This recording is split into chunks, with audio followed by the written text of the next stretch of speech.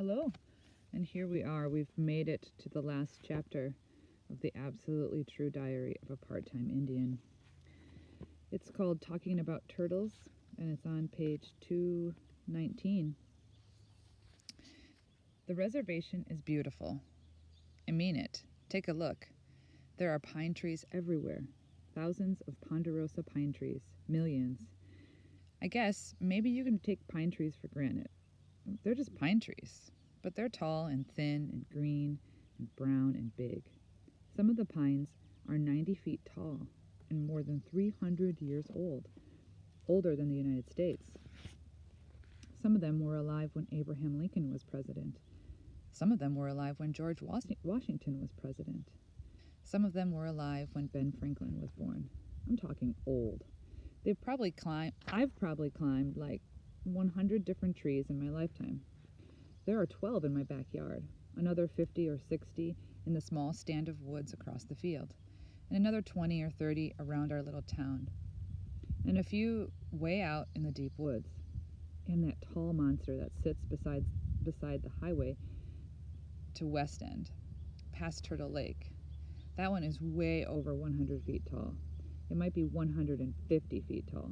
You could build a house using just the wood from that tree. When we were little, like 10 years old, Rowdy and I climbed that sucker. It was probably stupid. Yeah, okay, it was stupid. It's not like we were lumberjacks or anything. It's not like we used anything except our hands, feet, and dumb luck. But we weren't afraid of falling that day. Other days, yeah, I'm terrified of falling. No matter how old I get, I think I'm always going to be scared of falling. But I wasn't scared of gravity on that day. Heck, gravity didn't even exist. It was July, crazy hot and dry. It hadn't rained in like 60 days. Drought hot, scorpion hot, vultures flying circles in the sky hot. Mostly Rowdy and I just sat in my basement room, which was maybe 5 degrees cooler than the rest of the house, and read books and watched TV and play video games. Mostly Rowdy and I just sat still and dreamed about air conditioning. When I get rich and famous, Rowdy said, I'm going to have a house that has an air conditioner in every room. Sears has those big air conditioners that can cool a whole house, I said. Just one machine? Rowdy asked. Yeah, you put it outside and you connect it through the air vents and stuff. Wow, how much does that cost? Like a few $1,000, I think. I'll never have that much money. You will when you play in the NBA. Yeah, but I'll probably have to play pro basketball in like Sweden or Norway or Russia or something. And I won't need air conditioning. I'll probably live in like an igloo and own reindeer or something. You're going to play for Seattle, man. Yeah, right. Rowdy didn't believe in himself, not much, so I tried to pump him up. You're the toughest kid on the res, I said. I know, he said. You're the fastest, the strongest, and the most handsome, too. If I had a dog with a face like yours, I'd shave its ass and teach it to walk backwards. I once had a zit that looked like you, then I popped it. And then it looked even more like you. This one time, I ate like 3 hot dogs and a bowl of clam chowder, and then I got diarrhea all over the floor, and it looked like you. And then you ate it, Rowdy said. Just a reminder that he's telling this story about when they were 10 and how they climbed that tree. So this is not present day, this is like flashback. We laughed ourselves silly. We laughed ourselves sweaty. Don't make me laugh, I said. It's too hot to laugh. It's too hot to sit in this house. Let's go swimming. Where? Turtle Lake. Okay, I said. But I was scared of Turtle Lake. It was a small body of water, maybe only a mile around, maybe less. But it was deep, crazy deep. Nobody has ever been to the bottom. I'm not a very good swimmer, so I was always afraid I'd sink and drown, and they'd never ever find my body. One year, these scientists came with a mini submarine and tried to find the bottom, but the lake was so silty and muddy that they couldn't see. And the nearby uranium mine made their radar sonar machines go nuts. So they couldn't see that way either, so they never made it to the bottom. The lake is round, perfectly round, so the scientists said it was probably an ancient and dormant volcano crater. Yeah, a volcano on the res. The lake was so deep because the volcano crater and tunnels and lava chutes and all that plumbing went all the way down to the center of the earth. That lake was like forever deep. There were all sorts of myths and legends surrounding the lake. I mean, we're Indians, and we like to make up shit about lakes, you know? Some people said the lake is named Turtle because it's round and green like a turtle shell. Some people said it's named Turtle because it used to be filled with regular turtles.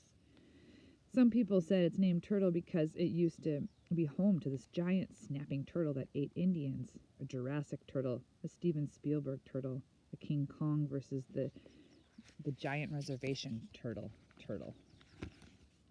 I didn't exactly believe in the giant turtle myth. I was too old and smart for that, but I'm still an Indian, and we like to be scared. I don't know what it is about us, but we love ghosts. We love monsters. But I was really scared of this other story about Turtle Lake. My dad told me the story. When he was a kid, he watched a horse drown in Turtle Lake and disappear. Some of the others say it was a giant turtle that grabbed the horse, Dad said, but they're lying. They were just being silly. That horse was just stupid. It was so stupid, we named it Stupid Horse. Well, Stupid Horse sank into the endless depths of Turtle Lake, and everybody figured that was the end of the story. But a few weeks later, Stupid Horse's body washed up on the shores of Benjamin Lake, 10 miles away from Turtle Lake. Everybody just figured some joker had found the body and moved it, Dad said, to scare people. People laughed at the practical joke. Then a bunch of guys threw the dead horse in the back of a truck, drove it to the dump, and burned it. Simple story, right? No, it doesn't end there. Well, a few weeks after they burned the body, a bunch of kids were swimming in Turtle Lake when it caught fire. Yes, the whole lake caught on fire. The kids were swimming close to the dock. Because the lake was so deep, most kids swam close to shore. When the fire started out in the middle of the lake, and the kids were able to safely climb out of the water before it all went up like a big bowl of gasoline. It burned for a few hours, Dad said. Burned hot, fast. And then it went out, just like that. People stayed away for a few days, then went to take a look at the damage, And guess what they found? Stupid Horse washed up on the shore again. Despite being burned at the dump and burned again in the lake of fire, Stupid Horse was untouched. Well, the horse was still dead, of course, but it was unburned. Nobody went near the horse after that. They just let it rot. But it took a long time, too long. For weeks, the dead body just lay there. Didn't go bad or anything. Didn't stink. The bugs and animals stayed away. Only after a few weeks did Stupid Horse finally let go. His skin and flesh melted away. The maggots and coyotes ate their fill. Then the horse was just bones.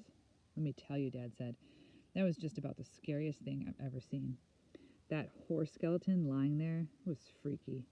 After a few more weeks, the skeleton collapsed into a pile of bones, and the water and wind dragged them away. It was a freaky story. Nobody swam in Turtle Lake for 10, 11 years, Dad said. Me, I don't think anybody should be swimming in there now. But people forget. They forget good things and they forget bad things. They forget that lakes can catch fire.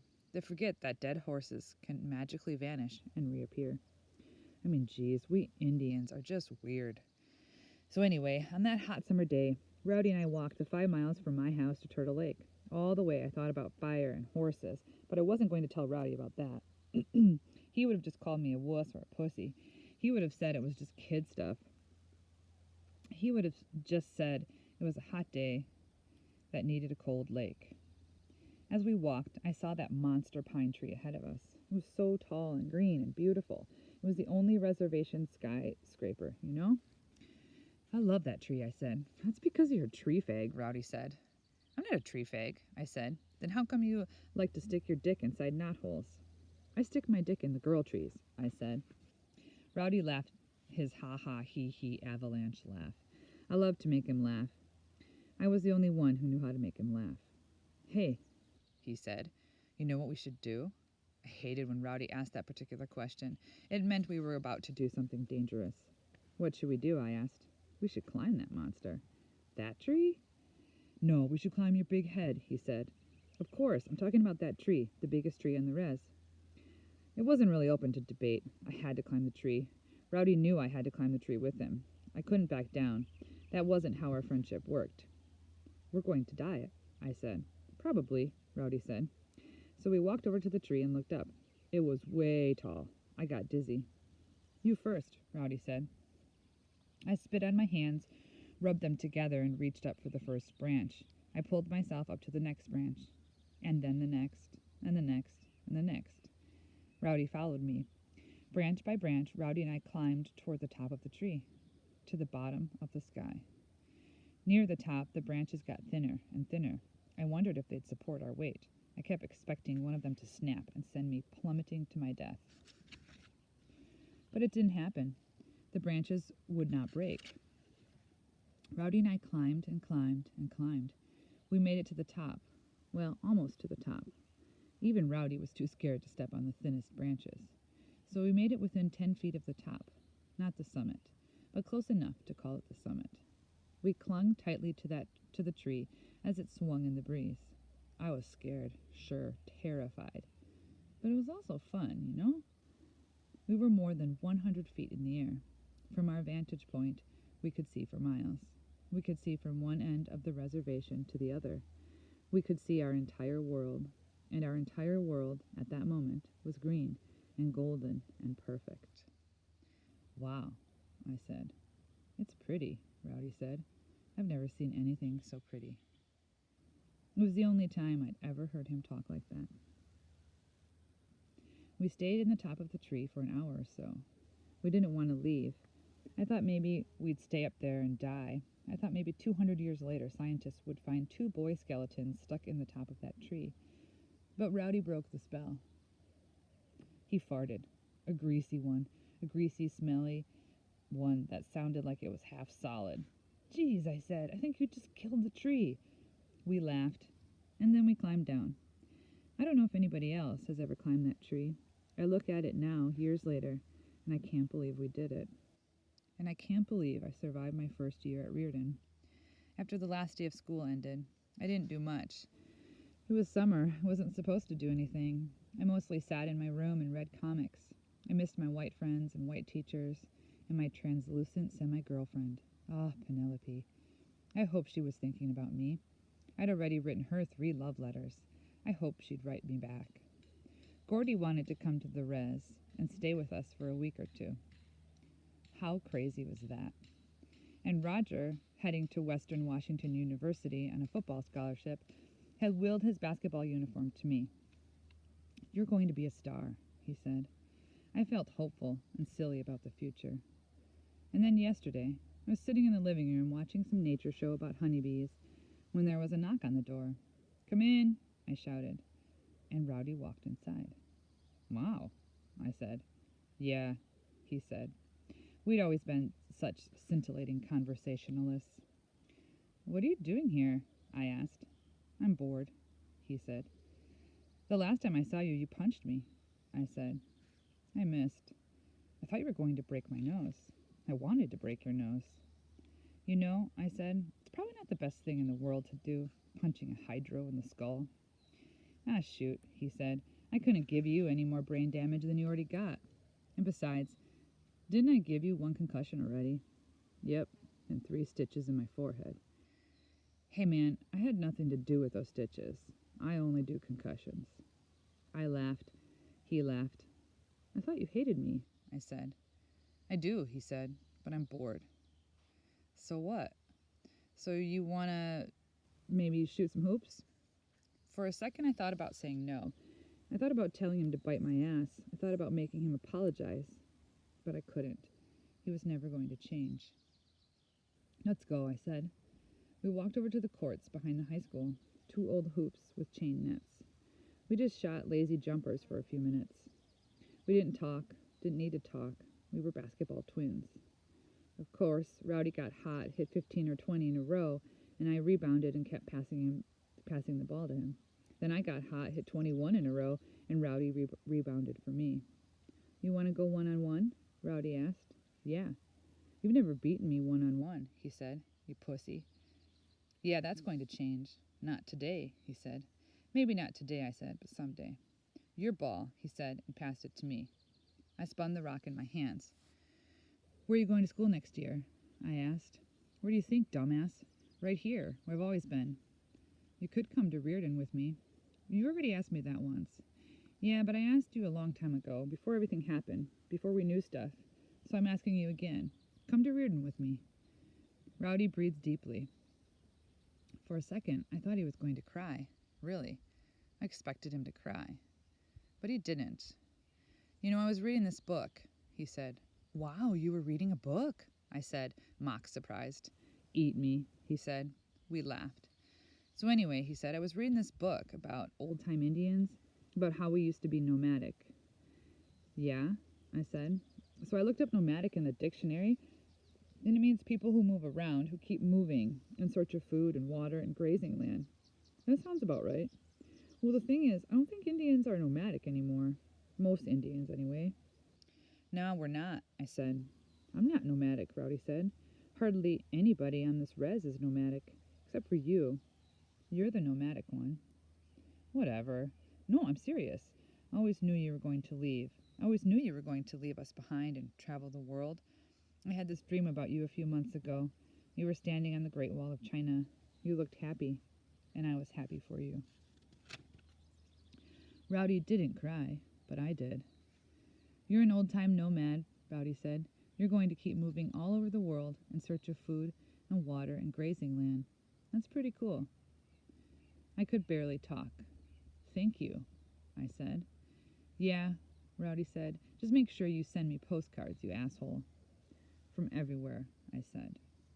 I would always love Rowdy, and I would always miss him, too.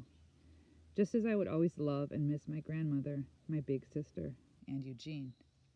Just as I would always love and miss my reservation and my tribe. I hoped and prayed that they would someday forgive me for leaving them. I hoped and prayed that I would someday forgive myself for leaving them. Oh, man, Rowdy said. Stop crying. Will we still know each other when we're old men? I asked. Who knows anything? Rowdy asked. Then he threw me the ball. Now quit your blubbering, he said, and play ball. I wiped my tears away, dribbled once, twice, and pulled up for a jumper. Rowdy and I played one-on-one for hours. We played until dark. We played until the street lights lit up the court. We played until the bats swooped down at our heads. We played until the moon was huge and golden and perfect in the dark sky. We didn't keep score.